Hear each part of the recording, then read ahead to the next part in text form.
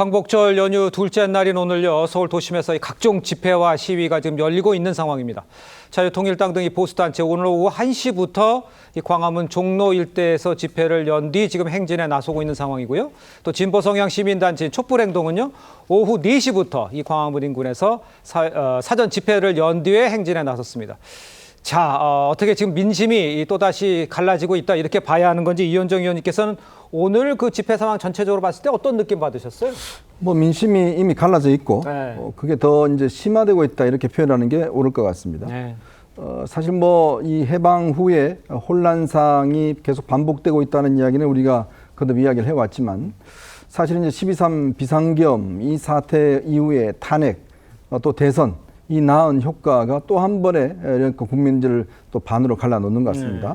어제 있었던 국민 임명식도 사실은 야당 인사들이 참여하지 않는 가운데 반쪽으로 치러졌고 오늘 같은 경우도 지금 광화문을 둘러싸고 정말 보수와 진보가 또 굉장히 대규모 집회를 연 거 아니겠습니까? 만약 이런 상황이 이제 앞으로 매 주말 이루어진다 그러면 아마 시민들도 꽤 불편할 겁니다. 근데 지금은요, 국가적으로 보면 굉장히 위중한 상황입니다. 그렇죠. 지금 미국의 관세 이 문제가 8월 25일 이재명 대통령 이제 방미를 통해서 어느 정도 가닥을 잡을 텐데 그때 아마 여러 가지 안보 문제도 역시 이슈화 될 것 같습니다.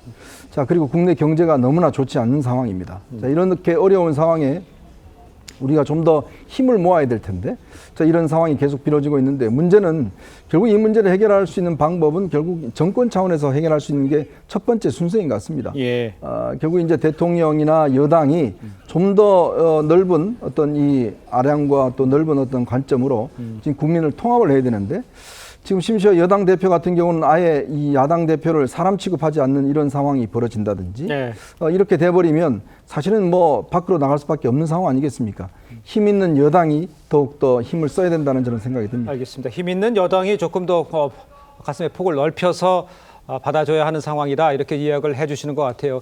자, 그런데 이제 어젯밤 광화문 광장에서 이재명 대통령의 이제 취임식 성격이었습니다. 국민 임명식 행사가 열렸는데 박근혜, 이명박 등 이 보수 전직 대통령들과 국민의힘 또 이 개혁신당 소속 정치인들 참석하지 않았습니다. 국민의힘에서는 국민 임명식이요 강성 지지층만을 위한 정치 이벤트다 이렇게 말을 했고요. 이 반쪽짜리 국경일이 됐다 이렇게 비판했습니다. 국민 임명식 이것을 어떻게 평가를 하신지 김진욱 대변인은 어떻게 평가하세요? 어제가 이제 광복 80주년을 맞이해서 국민들과 함께 우리의 광복을 회복했던 주권을 회복했던 그런 그 모습들을 함께 축하하는 그런 국경일 자리를 원래 만들었던 것이고 그 중에 일부의 시간을 할애해서 이재명 대통령의 국민 임명식을 갖고자 했던 것입니다. 좀 전에 그 이현정 위원님께서 말씀 주신 것처럼 모든 국민들이 한 번에 다 통합되는 그런 모습으로 참여해서 다 같이 국가의 중요한 행사들 이런 부분들을 축하하는 경축식을 축하하는 그런 자리가 되었으면 했던 그런 부분에 대해서 그렇지 못했던 것은 상당히 아쉬움이 남는 부분입니다. 그러니까요. 그럼에도 불구하고 그 대통령실에서는 전직 대통령들 또 이명박 대통령, 박근혜 전 대통령 그리고 전두환 전 대통령의 부인과 노태우 전 대통령의 부인까지도 다 직접 초대장을 전달하는 그런 과정들 속에서 국민 통합을 이루어서 한꺼번에 같이 새로운 미래를 설계하고자 했던 그런 모습들도 있었기 때문에 그런 부분들은 또 그런 부분들도 인정을 좀 해주시는 게 좋겠다 이런 생각이 들고요. 앞으로가 이제 더 문제인 것 같습니다. 그러니까요. 지금 오늘만 해도 지금 광화문 광장에서 정광훈 목사를 중심으로 한 이런 집회들이 열리고 있는데 여기서 나오는 그 목소리들은 대단히 우려스러운 목소리들이 많이 있다. 심지어 뭐 국민 저항권을 발동해야 된다. 그 이재명 대통령을 끌어내려야 된다. 뭐 이런 얘기들도 나오고 있는데 이런 것들은 자칫 잘못하면 대선 불복으로 비칠 우려가 있다. 이렇게 극우적인 발언으로 선동을 할 부분이 아니라 오히려 지금부터 국난을 극복하기 위해 위해서 네. 다 같이 국론을 통일시키고 또 그 국민들을 통합의 길로 인도할 수 있는 그런 다양한 노력들을 상호 함께 협력해야 할 그런 시점이 아닌가 이런 생각을 갖고 있습니다. 알겠습니다. 오늘 지금 계속 벌어지고 있는 집회까지도 지금 김진영 대변인께서 진단을 해주셨는데 최진영 변호사께서는 어제 임명식하고 오늘 지금 집회까지 통틀어서는 어떤 느낌 받으셨어요? 어떻게 평가하시겠어요? 지금 국민의힘에서는 셀프 대관식이다 네. 이렇게 얘기하고 있지 않습니까? 어제 어떻게 보면 국민 임명식의 캐치프레이즈가 뭐였습니까? 국민 주권으로 미래를 연다라고 했지만 많은 국민들은 오히려 군주 주권으로 미래를 여는 것이 아니냐. 어떻게 보면 셀프 대관식, 스스로 어떻게 보면 대통령을 넘어서 군주로 임명하는 것이 아니냐는 얘기를 하지 않습니까? 예. 왜 그렇습니까? 사실 문재인 대통령도 박근혜 전 대통령이 탄핵된 이후에 간소하게 국회에서 취임식을 했습니다. 그런데 그때에도 이후에 이런 행사가 없었습니다. 네. 그런데 어떤 차이가 있죠? 저는 이걸 보면서 어떤 느낌이 강하게 들었냐 하면은 이른바 벌거벗은 임금 이 스토리가 생각이 났습니다. 사실 주위에서 우리가 보기에는 이건 정말 이상한데 옆에 정말 있던 분들이 지금 현재 권력자인 이재명 대통령에게 너무 어떻게 보면 이재명 대통령의 어떤 아부하는 것이 아닌지 그렇지 않고서야 어떻게 이런 행사를 할 수 있는지에 대해서 의문을 제기할 수밖에 없는데요. 짧게 얘기해서 광복절의 주인공은 누구죠? 독립운동가와 그 유족 아니겠습니까? 네. 오히려 그분들을 소외시켜버리고 그 광복절에 그것도 80주년 광복절의 주인공이 이재명 대통령이 되는 이런 소외가 일어났다는 점에서 내부적으로 전 정권 자체에서 한번 경종을 울려줘야 될 때가 아닌가 생각을 합니다. 알겠습니다. 일단 어제 오전에 열렸던 이 광복절 경축식에서는요. 정청래 민주당 대표 취임 후 처음으로 이 송원석 비대위원장과 자리를 함께 했었습니다. 그 모습도 보셨을 텐데 송원석 비대위원장 당시 상황을 이렇게 설명을 했습니다. 한번 들어보시죠. 정청래 더불어민주당 당대표가 내 옆에 앉았더라고요. 쳐다보지도 않더라고요. 저도 똑같습니다. 사람하고 악수한다 뭐 이런 이상한 얘기를 했던데 정상적인 사고방식을 가진 대한민국 사람이라면 누가 정청래하고 마음 편하게 악수할 사람이 있겠어요.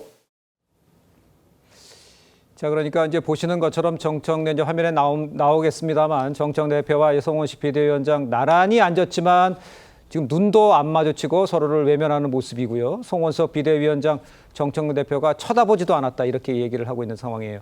이런 분위기 속에서 이재명 대통령이 국민 임명식에도 좀 오시죠라고 했지만 안 간다 이렇게 대답을 했다는 이야기까지 지금 전해지고 있는 이런 상황이지 않습니까? 그러니까 이 뜻깊은 광복절에 저렇게 갈라진 모습이 계속 연출이 되는 것 이거는 어떻게 교수님께서는 보세요? 참 국민의 한 사람으로서 이걸 지켜보는 마음 자체가 상당히 좀 안타깝습니다. 예. 안타까운데요. 사실 여야 모두에 다 어느 정도의 책임은 있겠죠. 국민의힘이나 집권 세력의 입장에서는 12.3 비상계엄과 내란 사태, 내란을 그러니까 극도로 이렇게 표출시켰던 탄핵 국면에서의 국민의힘이 사실 그런 잘못된 상황을 그러니까 수습하고 그러니까 이게 개선하려고 하기보다는 거기에 어느 정도 방조하고 동조하는 듯한 모습을 보였다. 그런 측면에서 정치적 책임을 져야 되고 예. 그런 부분들에 있어서는 법적 책임까지 져야 된다는 부분 충분히 인정할 수 있습니다만 그러나 이제는 지금 새로운 정부가 출범을 했고 이재명 대통령이 누구보다도 지금 국민 통합을 외치고 있잖아요. 네네. 그런 상황에서 여당의 대표, 그러니까 이 여당의 대표인 정청래 대표가 지난 경선 때는 국민의힘에 대한 강한 이야기를 저는 할 수 있다고 봅니다만 예. 이제는 선거는 끝났잖아요. 그렇다고 한다면 국정을 운영을 책임진 여당의 대표라고 한다면 이제는 인식을 좀 달리 할 필요가 있다는 생각이 듭니다. 네. 일단 이 국민의힘의 이 내란 정당 여부는요. 결국은 특검 수사에서 나름대로 밝혀질 것이고 여기에 따라서 정부가 또 이 관련법에 의해서 위헌 정당 여부를 판단해서 필요하다고 하면 헌법재판소에다가 지금 위헌 정당 해산을 심판 청구를 하지 않겠습니까? 예. 그리고 그 뒤에 헌법재판소의 결론이 나고 나면 그때 알아서 하면 되는 것이고요. 이 지레짐작으로 지금 일단 국정을 운영하는 여당의 입장에서 아예 패싱을 해놓고 이 지금 자신들의 힘만으로 모든 걸 끌고 가겠다. 물론 끌고 갈 수 있죠. 가방 어석을 갖고 있으니까. 그러나 그 과정에서 어떤 이미지를 속에 갇힐 수밖에 없느냐. 일종의 뭐랄까 오만과 독선의 프레임에 빠질 수밖에 없는 것이고 예. 이런 부분들은 다음 선거 때는 냉철한 국민의 심판으로 돌아올 가능성이 있기 때문에 저는 여당의 일종의 뭐랄까 선제적인 일종의 이 관용과 포용의 예. 협치를 위한 대담한 조치가 좀 필요하다는 생각이 듭니다. 알겠습니다. 그러니까 거대 여당의 대표인 정청래 대표 입장에서도 좀 먼저 손을 내미는 그런 모습을 보이는 것이 협치 또 나라를 위해서도 도움이 될 거란 지적을 좀 해주신 것 같아요. 그런데 자, 요 하나 보시죠. 국민의힘 안철수 의원이 어제 이제 화면에 좀 나오고 있습니다. 어제 광복절 경축식에서 조국 윤미향 사면 반대 이 문구가 적힌 플래카드를 든 채 저런 시위를 하는 장면이 있었습니다. 오늘 저 공과 관련해서 오늘 민주당에서는 안철수 의원이 광복절에 재를 뿌렸다 이렇게 발언을 했고요. 오늘 안 의원은 민주당 논평에 답한다면서 백범 김구 선생을 암살한 안두희 씨를 살해한 데 쓰인 저 정의봉 저 사진을 SNS에 올렸어요. 그러니까 야 이거 양측 공방은 이거 계속 격화된다고 봐야겠죠 앞으로도. 정말 이게 뭔가 서로 이제 지킬 수 있는 예의나 어떤 네. 관례가 지금 다 깨진 것 같습니다. 저희도 사실은 뭐 저희 앵커 옆에 있으면서 한마디도 안 하고 눈도 안 쳐다본다 그러면 이게 얼마나 불편하겠습니까? 그 그렇겠죠. 시간 내내. 예. 사람이란 게 그렇습니다. 뭐 서로 적이라도 만나면 악수하는 거 아니겠습니까? 예전에 네네. 김정은하고도 다 악수했잖아요. 자, 그런 것이 정치고 또 그걸 풀어나가야 되는데 집권 여당의 지금 대표가 아예 사람 취급을 야당 대표를 안 하고 악수도 안 하겠다 그러면 이거는 뭐 정치를 안 하겠다는 이야기죠. 그야말로 정치 포기 선언해야 저는 마찬가지라 봅니다. 예. 자, 이런 여당 대표가 지금 할 수 있는 게 뭐가 있겠습니까? 아예 야당을 인정하지 않으니까. 그리고 또 이 광복절 기념식에 물론 이 안철수 의원의 행동을 두고서 여러 가지 뭐 비판과 또 논란이 있을 걸로 저는 생각이 듭니다. 이 비판도 있죠. 네. 예. 그런데 저는 근본적으로 보면 왜 하필 80주년 광복절에 조국과 윤미향, 특히 윤미향 전 의원에 대해서 저는 이 사면을 한 조치가 도대체 무슨 이렇게 일관성 있고 개념이 있는 것인지 의문을 제기할 수밖에 없어요. 왜냐하면 이분이 지금 뭐 구속되어 있는 것도 아니고, 예. 자 나중에 또 사면해도 뭐 될 문제이지 않겠습니까? 근데 하필 왜 80주년 기념일에 특히 이 정말 광복이라는 그 의미는 당시에 제일 어떤 면에서 보면 좀 바랬던 분들 이런 분들이 위안부 할머니들이잖아요. 예. 그럼 이 지금 생존해 계신 분들이 이제 몇 분 안 계십니다.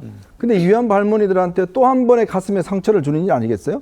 자, 그러면 아무리 본인들이 저 여권에 뭐 기여한 바 크고 한다 하더라도 일단 할머니들의 돈을 횡령해서 대법원에서 확정 판결 받았습니다. 근데 그런 사람을 지금 광복 80주년 기념일 날 기념으로 특사를 내보낸다는 거는 예. 이거는 제가 볼 때는 무슨 앞뒤가 있는 것도 아니고 개념이 있는 것도 아니고 이유가 있는 것도 아니고 도대체 왜 여권이 왜 윤미향을 이렇게 어떤 면에서 보면 빚을 졌는지 모르겠어요. 예. 그러니까 그런 것들이 지금 촉발한 거 아니겠습니까? 그러니까 그거에 대한 반성 없이 무조건 안철수 의원이 잘못했다고 이야기를 하면 저거는 좀 앞뒤가 뒤바뀐 행위가 아닌가 싶습니다.